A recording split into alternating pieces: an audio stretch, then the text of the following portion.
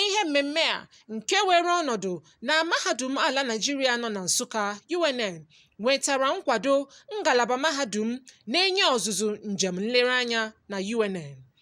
Mgbe ọ na-enye nkụzi ya, onye jigodo ọnọdụ dịka onyeisi na ngalaba ọzụzụ ime njem nlereanya bụ Dọkịnta Chidimma Chris Ogwuamanam kọwapụtara ezigbo enyemaka na ntụnye uche ọka mmụta Acholonu tụmadụ ebe o metụtara omenala ndị Igbo gburugburu.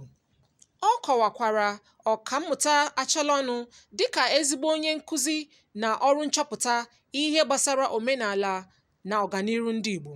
N'aka nke ọzọ, onye ọbịa nke nyere nkọwa pụrụ iche, ọkammụta Chukwuma Opata, mere ka amata na ọkammụta Acholonu rụrụ ọrụ ya dịka okwuluọra n'ihe gbasara ejirimara ala Naịjirịa, tinyere ime ka mba ụwa niile nye ugwu na nsọpụrụ n'ihe gbasara omenala ndị Igbo.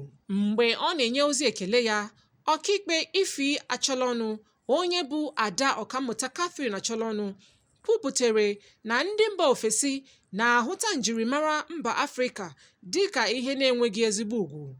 Ọ gakwa n'ihu wee kwue na ọkammụta Acholonu lagoro mmụọ mere njem nchọpụta afọ 11.